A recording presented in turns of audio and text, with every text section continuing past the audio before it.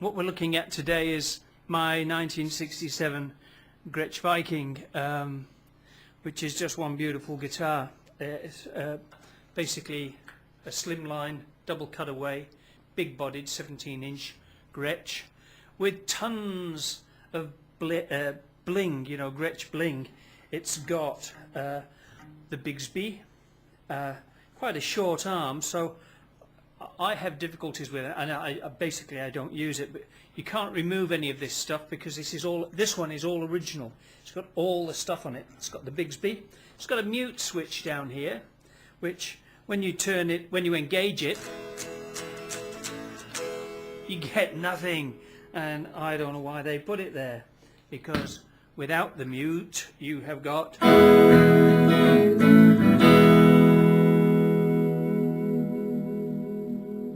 Bigsby.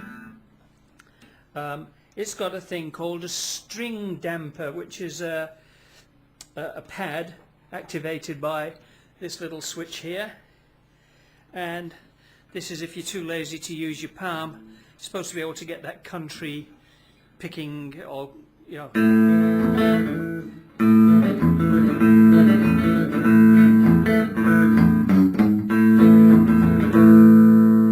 Personally, I hate it. However, it's part of the original guitar, so it's got to stay on there. I mean, you can mute just as well with your palm, you know. Sorry. Except on this guitar, we've got a strange thing, floating bridge, called a tuning fork bridge, which makes hand damping a little bit awkward.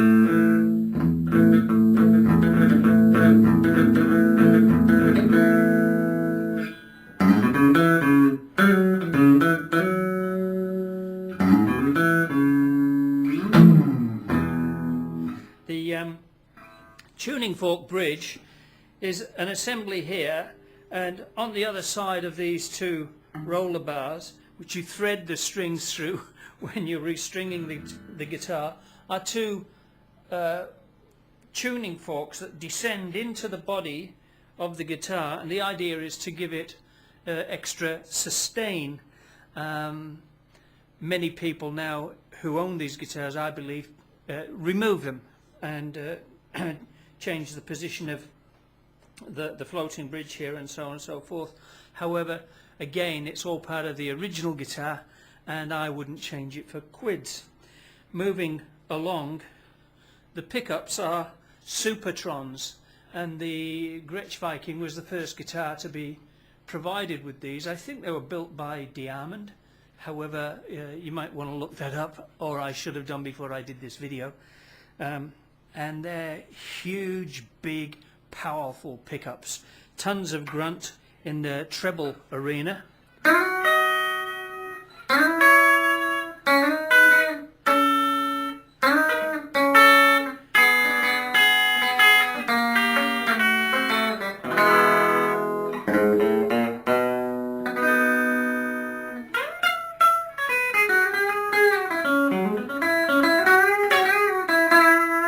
You know, that's a lot of bite for this style of guitar, this Gretsch guitar. I used to think that they were all about country, but of course Chet Atkins, one of the biggest proponents of the Gretsch, was a very fine jazz guitarist, and I can't even emulate the stuff he played, and very good at finger picking, which I used to be once upon a time, but I just don't practice. So this guitar's got a very wide range of tones. This is basically everything on full, with both pickups set in the center selection. You've got two pickup controllers here, and so you've got this nice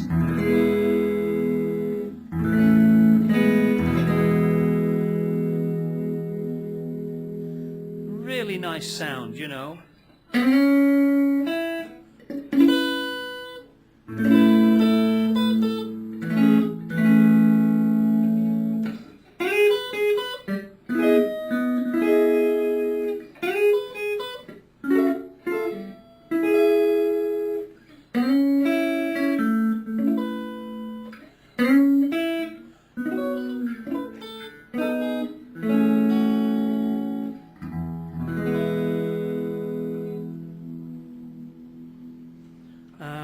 move it across one further and it becomes even more mellow. Actually, no, it doesn't. It used to.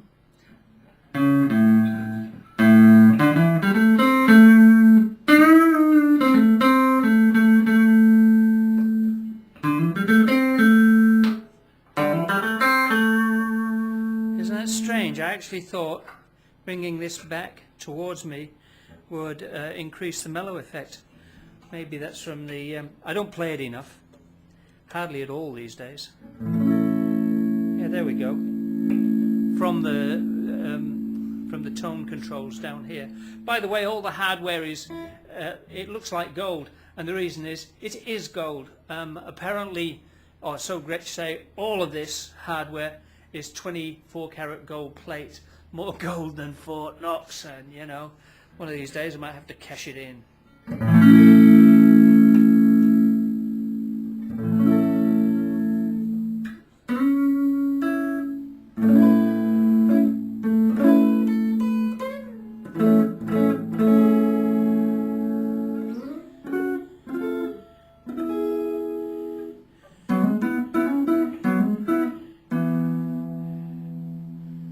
Just nice sounds from it, you know, even if you're not playing.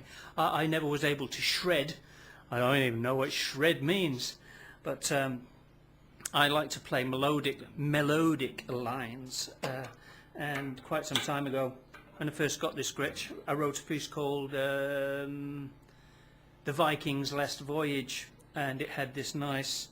I'll just bring that back a bit and see.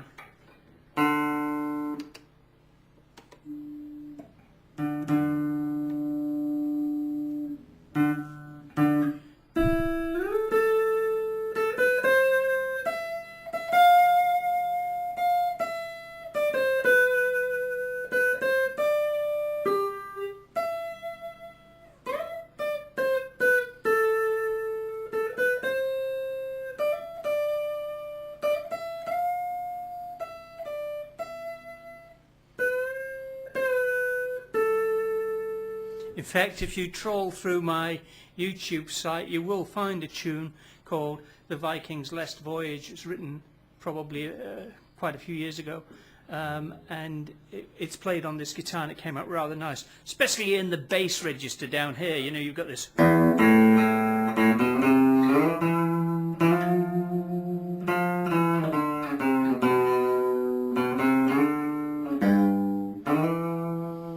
And so on. So, excellent tonal range throughout the guitar, and by flipping this second switch on the right hand side as I'm looking down at it, it introduces a lot more bass into the equation. Must cut the neck pickup in big time.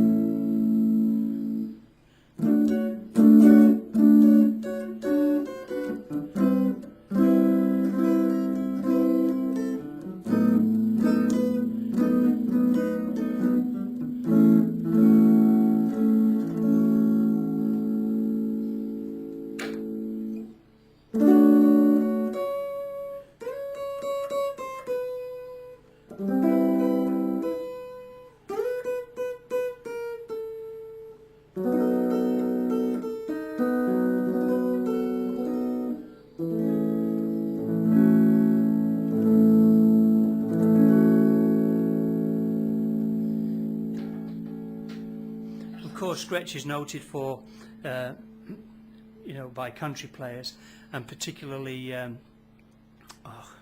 remember the guy's name sooner or later. If I do, I'll name drop later in this thing. But you know, just playing things like a guitar boogie, you know, the.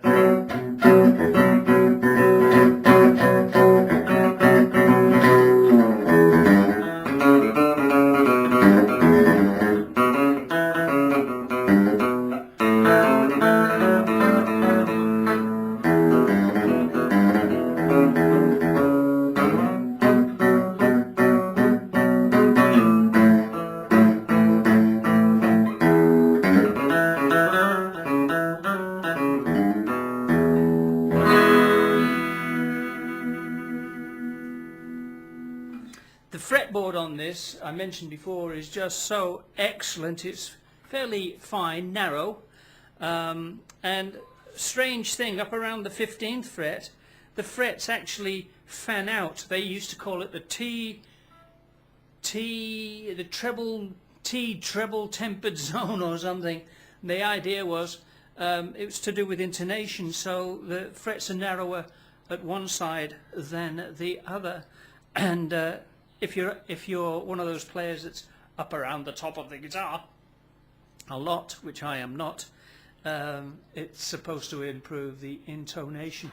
The back of the guitar, it's got this massive Gretsch pad, which not only protects the guitar, but I'm told it hides the electronics. I've never tried to peel it off. Actually, here we go. Yeah, there's a plate under there, which has obviously got various electronics. I've never in my life unfastened the pad on the back of a Gretsch. Wasn't that exciting, children? This guitar, as it happens, has no issues. I mean, this is 50 years old, and have a look at that. It's even got the gold braid around the pad. It's still in good condition. There's no wear on the pad. There's no binding issues, which is a big problem with Gretsch's of this era. So I believe that this guitar, before I acquired it 12 or 15 years ago from Jerry's Guitar Boutique in Houston, Texas, when I acquired this guitar, I don't think it had been played very much. If you look at the back of the neck, you see there's no playwear. You know, the nitrocellulose is almost like it's just come out of the factory. It's not been refinished. Absolutely not. The neck joints, tight, strap buttons, everything on it is, I would rate this guitar as probably one of the best Gretsch Vikings available in the world, if it were for sale, and it might be. I might sell it. I am somewhat crocked physically these days, and I've been selling off my collection. I did once say that you'd have to pry this from my lifeless fingers after I'm dead, because I'm just a massive fan of Gretsch. The first guitar I had, which I played live on stage for a few years in one of the first bands I played in, or first few bands, was a Gretsch double anniversary, which I bought brand new in about 1969 or something. Cost me all me money, but it was a wonderful guitar, just wonderful, you know.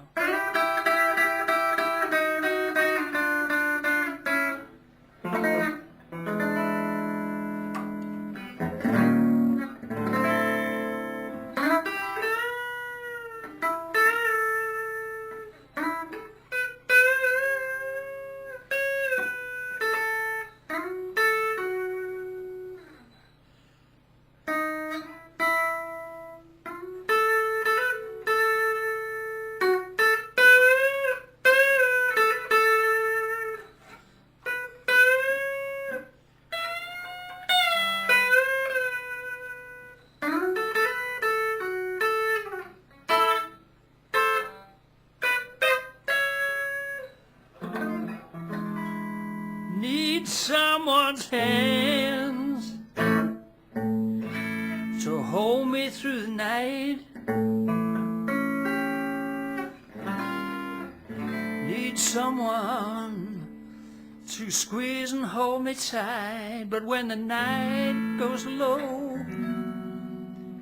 and it's time to go, that's when I need your love so bad. Play this thing all day once you get your hands on it. I did a review on this yesterday and it was perfectly awful, and this is replacing it, and I hope you like it.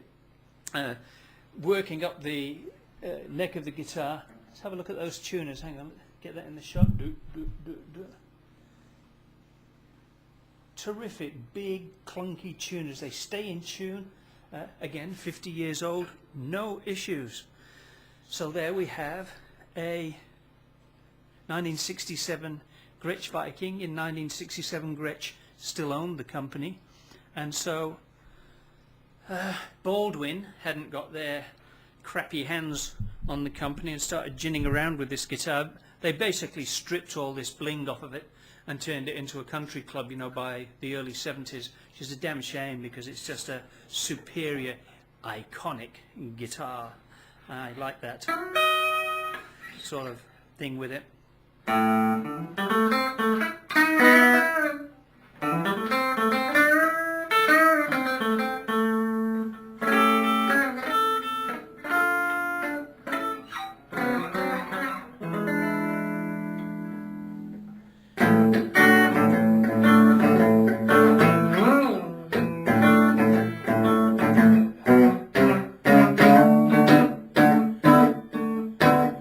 day long you could play this thing.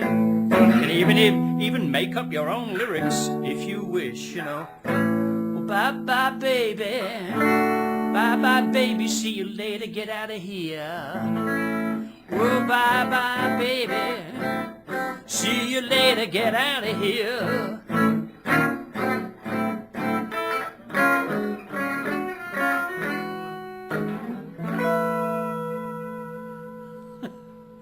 I think I'm going to finish there. I hope you've seen enough of this guitar.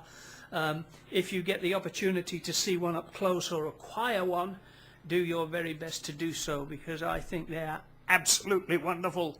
Back in the 2000s, you could pick one of these up for a couple of $1,000s US, and now I would think one in as condition as good as this would have to be worth well over $7,000 US, and I wouldn't sell it for that anyway, because I don't think there's anything on the market that I've seen on the internet that even approaches the standard of finish that still exists on this 50-year-old Gretsch Viking. Hey, thanks for watching. Bye for now.